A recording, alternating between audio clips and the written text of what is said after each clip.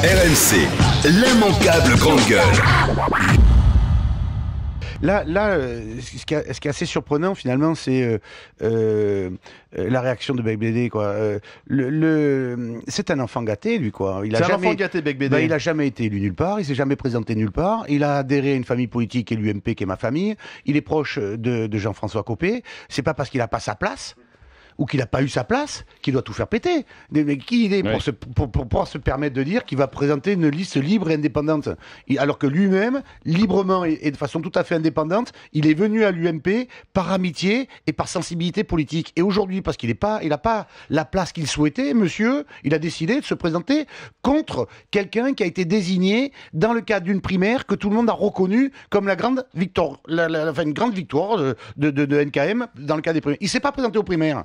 Il s'est jamais présenté aux élections, il a adhéré à l'UMP, personne ne l'a forcé à faire ça, et il est en train de tout faire péter. Je trouve ça tout à fait inconvenant. Charles Beigbeder est avec nous en direct. Au règlement de compte, voilà, va se mentir. Monsieur Beigbeder, bonjour. Bonjour. Secrétaire... Je voulais apostropher Renaud, parce que là je comprends qu'il a reçu ces éléments de langage de l'UMP pour taper sur mon initiative. Il faut la rappeler, surtout... simplement Charles Beigbeder, il faut rappeler votre initiative ce week-end. Oui, il s'agit de fédérer toutes les listes libres et indépendantes pour proposer une alternative à Paris et in fine permettre à la droite de l'emporter et de battre Hidalgo, parce que c'est vraiment important qu'il y ait une alternance à Paris. C'est le seul moyen que François Hollande comprenne qu'il faut qu'il change de politique. Donc voilà, alors j'ai pas aimé ce qu'a dit Renaud Muselier tout à l'heure quand il a dit c'est pas un élu de Paris, c'est un convenant. Mais c'est n'importe quoi, évidemment que c'est un convenant, mais tant mieux.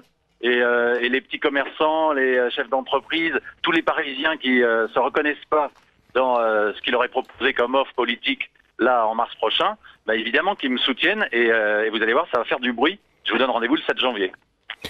Charles, c'est n'importe quoi, excusez-moi. D'abord, j'ai pas reçu des éléments de langage de l'UMP. Il y a longtemps que je n'en reçois pas et que je crois que j'en ai jamais reçu, donc ça c'est clair. Deuxièmement, tu connais parfaitement la mécanique politique. La mécanique politique hors des partis point de salut. Tu as un certain nombre de mairies de secteur à Paris. Tu n'as pas d'étiquette politique. En conséquence, tu ne feras pas plus de 5 par secteur. Donc à ce moment-là, tu resteras pas. Entre 5 et 10, tu fusionnes et au-dessus de 10, tu restes. Et dans tous les cas, tu fais perdre ton camp.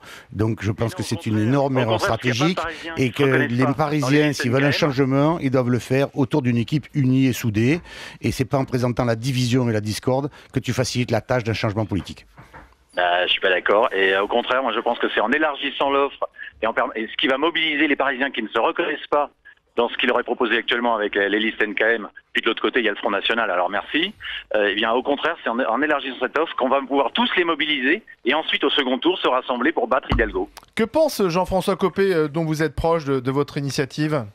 Il a désapprouve totalement, évidemment, c'est normal, c'est son rôle en tant que président de l'UMP. Vous allez vous mettre en retrait de l'UMP parce que vous êtes secrétaire national à l'UMP, hein ? Je me suis mis en retrait de l'UMP, donc je suis plus secrétaire national là.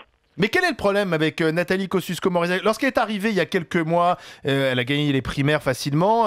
Tout le monde a salué plutôt un bon démarrage de campagne. Que se passe-t-il maintenant ? Moi, je lui reproche de ne pas avoir su rassembler toutes les sensibilités de la droite et du centre sur Paris, puis ensuite de ne pas avoir assez ouvert à la société civile. Ça, c'est une demande très forte des Français en ce moment. On le sent bien.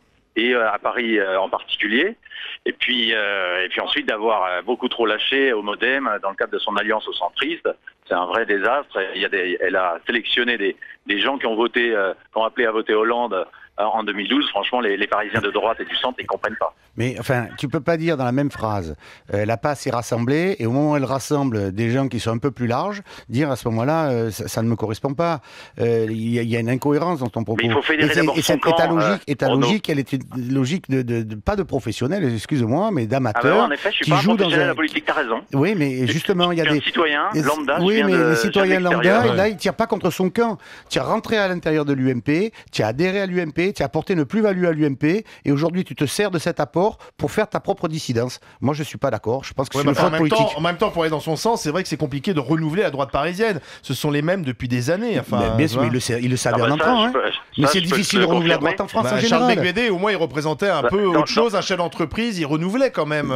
C'est ça qui est dingue. Dans le 18e par exemple, ils ont pris un cumulard, Pierre Lelouch, qui est déjà député, et il fallait absolument qu'il soit conseiller de Paris alors qu'il y met jamais les pieds. Franchement, si c'est ça le renouvellement, tu comprends que j'ai de bonnes raisons de vouloir élargir et de présenter cette offre alternative de façon, et encore une fois, mon objectif c'est pas un front anti-NKM, loin de là, c'est un front anti-Hidalgo, et je t'assure que c'est comme ça qu'on va pouvoir l'emporter en mars prochain. Enfin, écoute, je croise les doigts pour que ça fonctionne comme ça. Je n'y crois malheureusement pas trop parce que la presse nationale et l'image que ça la donne, on le voit bien ce week-end, fait en sorte que c'est un coup mauvais porté à la droite, et je ne crois pas une seule seconde que ça aide la candidature de NKM. En tout cas, essayez dans le cadre de cette nouvelle primaire de faire en sorte que vous trouviez déjà les arrangements pour le deuxième tour. Merci Charles Becbédé en tout cas d'avoir appelé, merci d'avoir joué le jeu. C'est comme ça, hein, dans les grandes gueules, on s'explique en direct. C'est la liberté du débat et la liberté d'opinion. RMC, l'immanquable grande gueule.